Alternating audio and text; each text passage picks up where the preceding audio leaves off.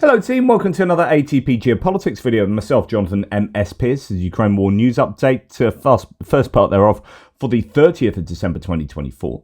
We have the Ukrainian General Staff figures here, and as per usual, the caveats to these figures are in the description to the video below. I'm struggling with words today.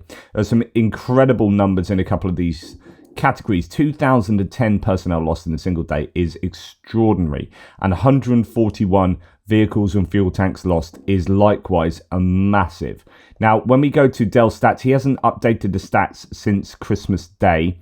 Obviously, that time of year where it's a little bit challenging to do so. But if we just look at where we are other than the last few days, the highest personnel lost has been 2,200 previously, and the highest vehicles and fuel tanks loss has been, if we just look at that, 181 previously. But the 181 was a massive day, and obviously 2,200 likewise. But 141 is one of the worst days I've seen, and 2010 is one of the worst days of personnel losses. So that's an incredible set of losses for the Russians there. 7 tanks is a snip below the daily average. 22 troop carrying AFVs is just above the daily average, and 44 artillery systems is about double the daily average there, a little bit more. So that's really, I think, challenging across the board for the Russians. It shows that they are still attacking, still trying their hardest to make as much territorial gain as possible before, possibly it could be before the 20th of January, throwing everything at the Ukrainians. Ukraine is doing a really good job of attriting the Russians, but they are losing territory in so doing. Now, here we have the losses for the 28th from Andrew Perpetua and his team. 203 203 personnel lost, visually confirmed, is a massive number there, and that shows, that sort of tracks with what we've seen the last few days, which have been, incredible personnel losses for the Russians. When we look overall stats, the Russians here losing 4-1 overall of what the Ukrainians are losing there, in combat asset losses about 2-1. But yet again, it's worth mentioning that the civilian vehicles and ATVs are often used as combat asset losses, and that's, I think, why you are seeing 141 vehicles and fuel tanks lost in a single day here on the Ukrainian General Staff figures, because the Russians are using those to attack, or if not to outright attack, then to deliver their troops to the contact line. SUVs are the new APCs. It's that simple as far as I'm concerned. Right, let's go to the Ukrainian figures first, and we can see that there are a few tanks here, including Leopard 2A4 damaged, T-64s otherwise, 4 of them, 2 damaged and 2 destroyed.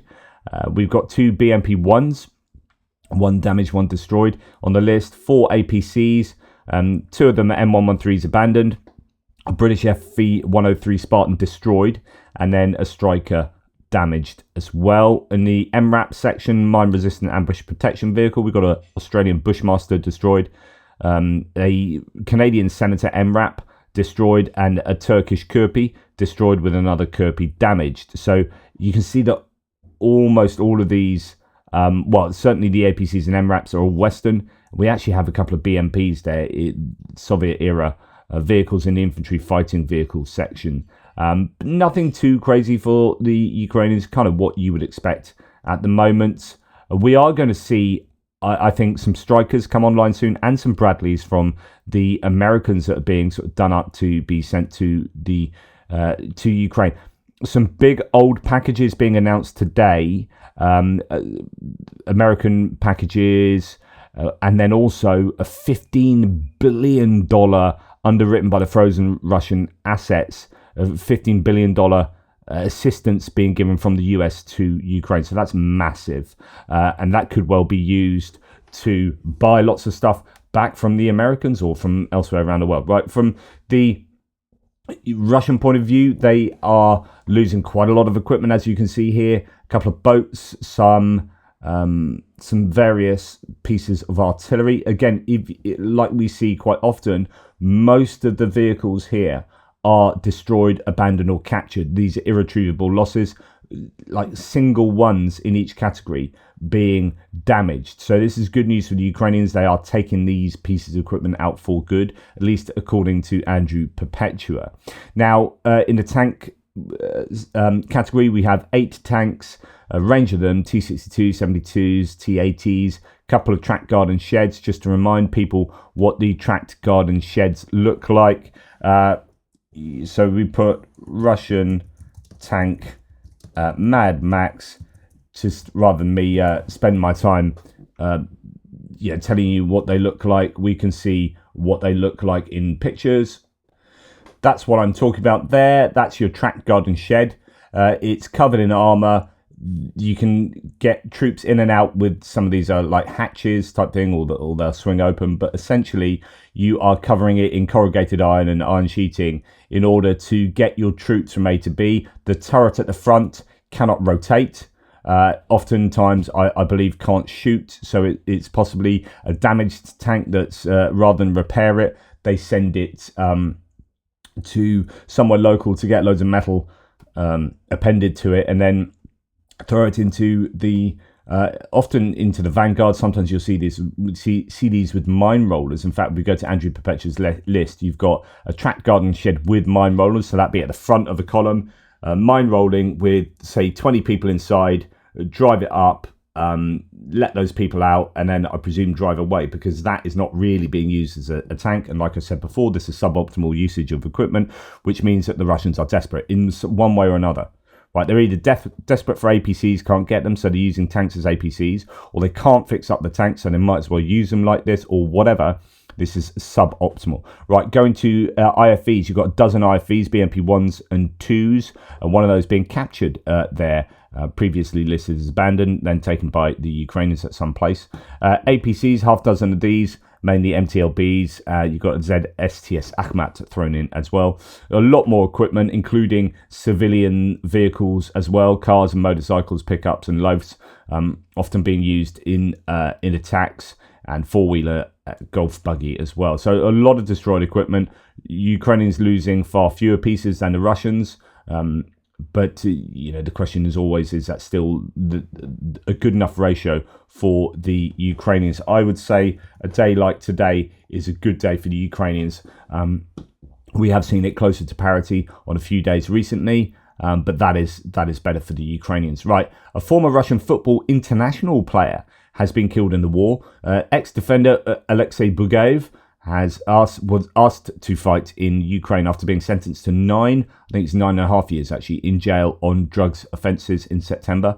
The 43-year-old won 7 full caps for Russia, and then he's obviously got in his retirement into a bit of trouble, sent to prison, and he opted to go and fight on the front line and has now died.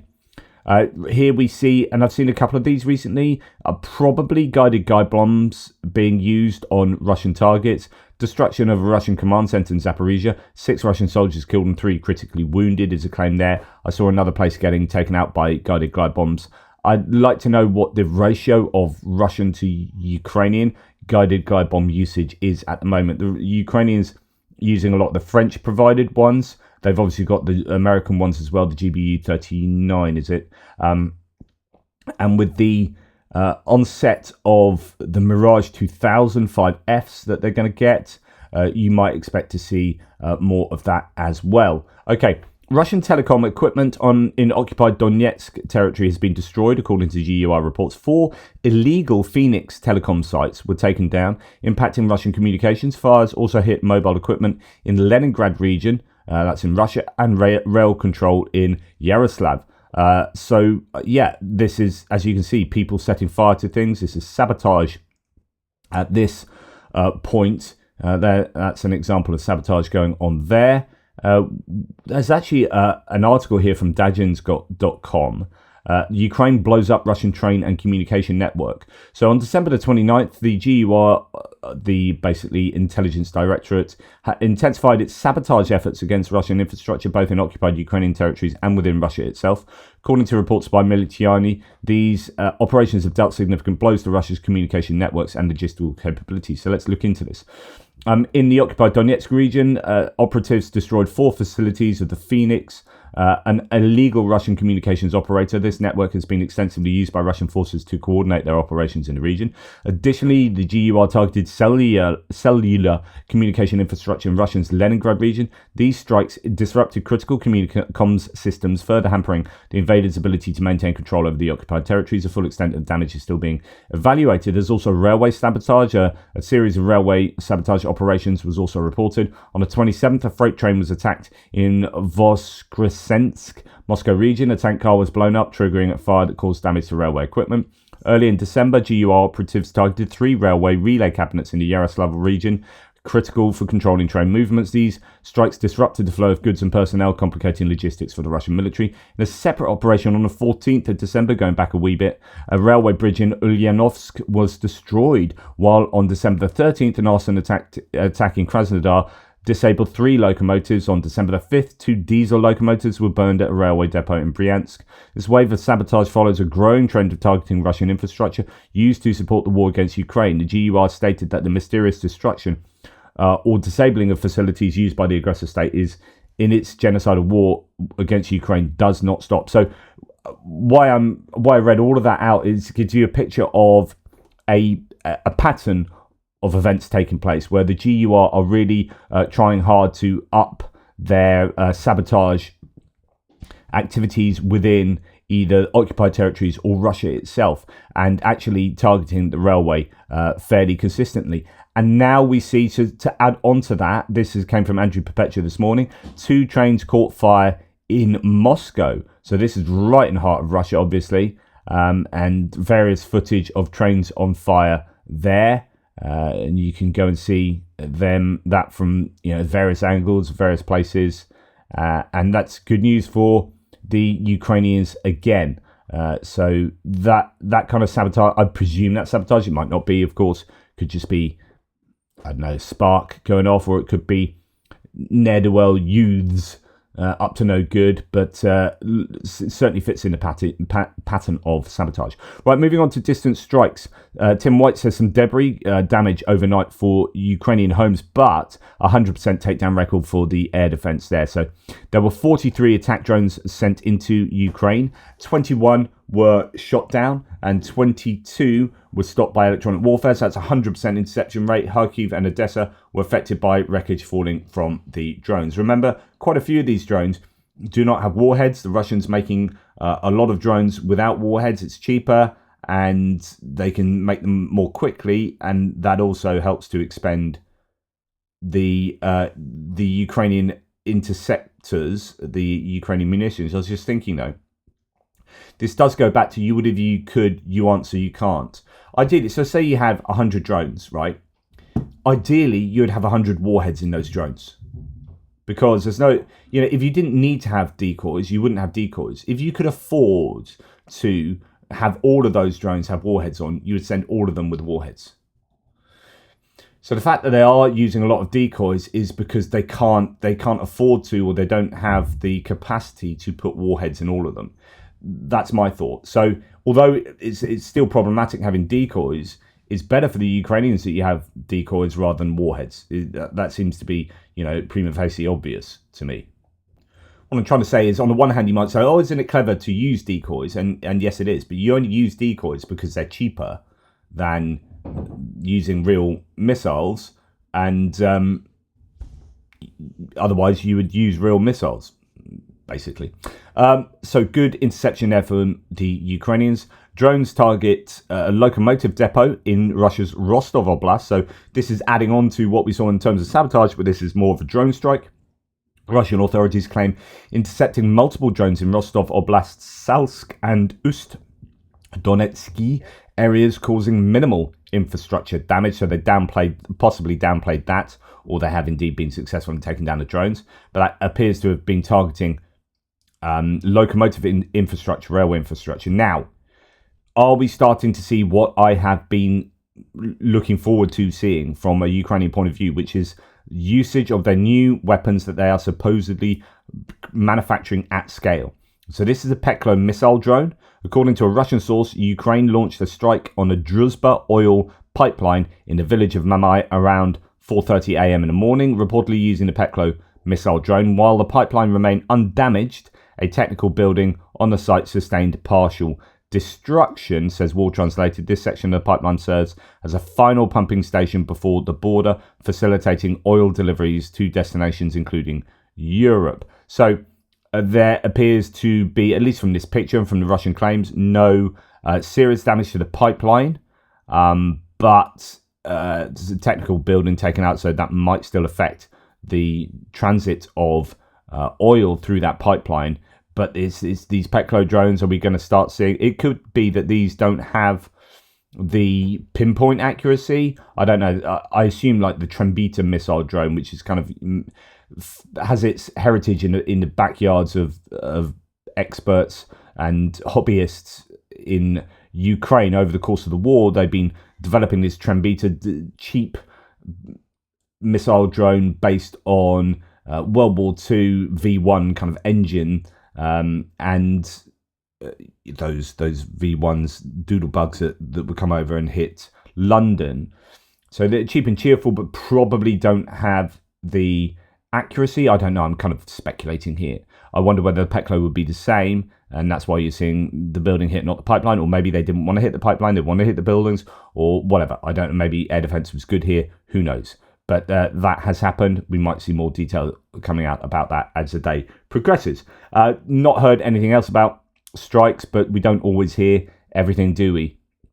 Okay, we're going to go on to other bits and pieces. An appalling tale, and one that, if it wasn't Russia, would quite frankly be unbelievable, says Tim White. Astrid Telegram channel gives details of an ordering subordinates to shoot colleagues in the leg. For refusal, they were thrown into a basement and now face prosecution for disobeying orders.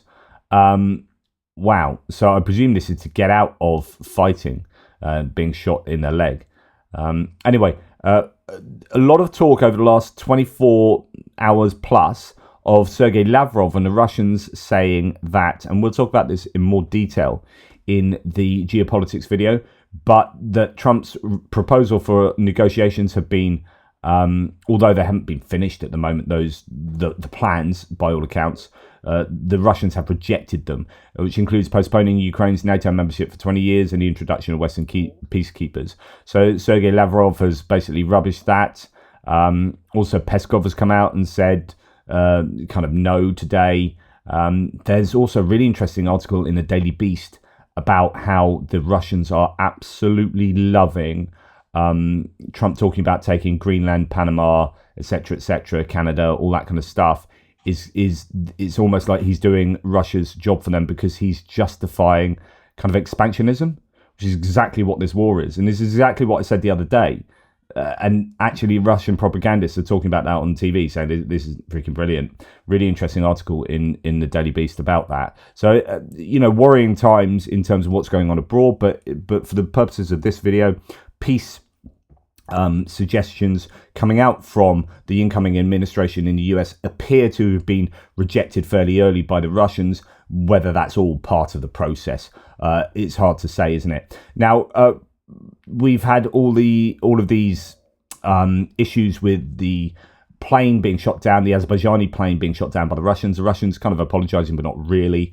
And it's interesting that the Azerbaijani president has been so forthright. So Thomas Tyner says, Russia, with its lies and obfuscation, has pissed off the president of Azerbaijan, who's clearly had enough. And the president here saying, the first 3 days we heard nothing from Russia except for some absurd theories. Let's actually go and see if what he says as a whole is worthy of note. I'm going to pause that and I'm going to read out his subtitles. So the first 3 days we heard nothing from Russia except for some absurd theories. Another regrettable and surprising moment for us was that official Russian agencies put forward theories about the explosion of a gas cylinder on board the plane. In other words, this clearly showed that the Russian side wanted to cover up the issue, which, of course, says the president, is unbecoming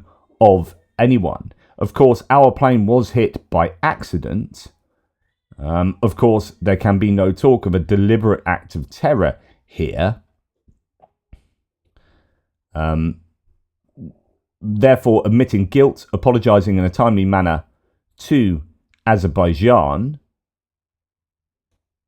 which is considered a friendly country, and informing the public about this. These were measures and steps that should have been taken. Unfortunately, for the first 3 days, we heard nothing from Russia except for some absurd theories. Now, this is very strong rhetoric, all things considered. Azerbaijan is in a very important geographical position, geopolitical position in terms of Russia. You've got Armenia next door wanting to go further towards the west. You've got Georgia next door pretty much wanting to go further to the west, at least as far as the population is concerned, but the government, the puppet government, under the control of the Kremlin. And Azerbaijan here getting pretty peed off about how Russia has treated them badly, has obfuscated, as Thomas Tyner says, and lied. It's not that this plane was shot down on purpose. I don't think anyone thinks it was shot down fully on purpose. It was probably thought to be a drone and was shot down as a result by some trigger-happy air defense personnel, and this has caused a right ruckus. And we like to see these wedges being driven between the Kremlin and its so otherwise its erstwhile allies, I guess. Right, Igor Sushko shows a really interesting map here of the suspected and attributed Russian hybrid operations since February 2022. And there have been many, including in the US. So the map of the Russian sabotage attacks and active measures against Europe and the United States since February 2022, compiled by the US Helsinki Commission. Just, are we doing enough? No, we're not doing enough about this. You've got the US at the moment wondering whether it should be aiding Ukraine going forwards, whether it should be expediting a forced negotiations, while at the same time being a victim of explicit attacks. I would say explicit attacks from Russia. These hybrid warfare attacks that are taking place in the US as well as all over Europe.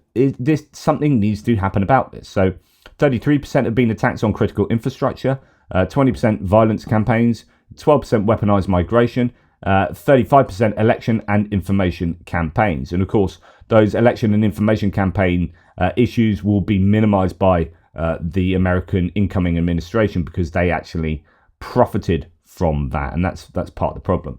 Okay, police in Finland have found tracks that drag on for dozens of kilometers along the bottom of the Baltic Sea, where a tanker carrying Russian oil is suspected of breaking a power line and four telecoms cables with its anchors, according to Reuters. The Russian Shadow Fleet tanker Eagle S, is suspected of cutting an underwater power cable between Finland and Estonia, the S-Link 2, and four communications cables between the 25th and 26th of December. Finland detained the vessel. Investigators have identified a dragging track, but have yet to find a missing anchor. Quote, the track is dozens of kilometers in length.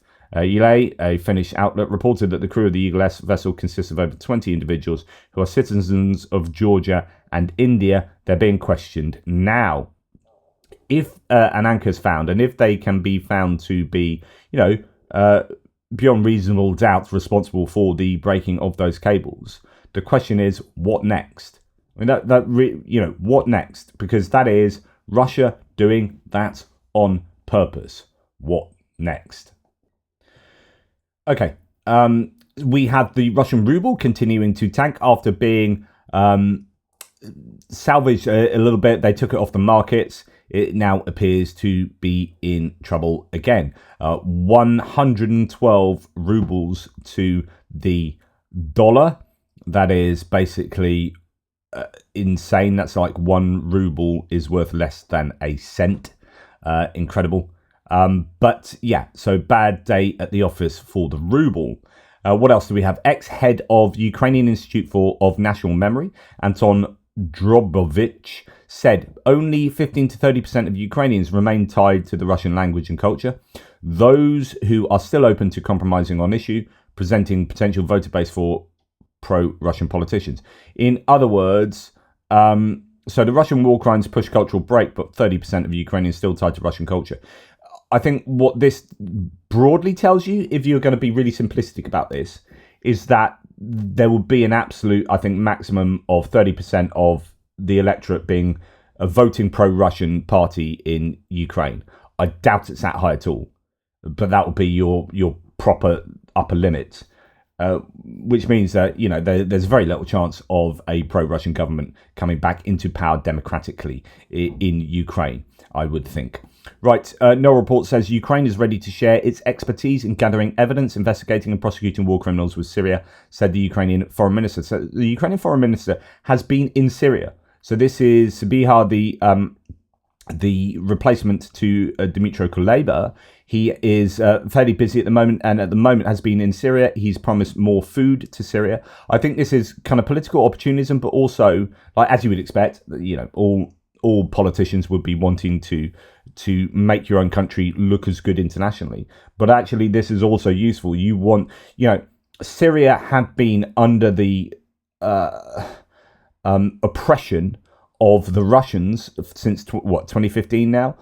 The relentless bombing of rebels, of hospitals, of civilians in Syria means that the Russians are not liked there. And this is a good time for Ukraine to go in and say, yep, we don't like them either, so let's be friends. And actually, we can curry favour with you by helping with grain. And by the way, when we help with grain, it would be really nice if you really do kick those Russians out of Tartus.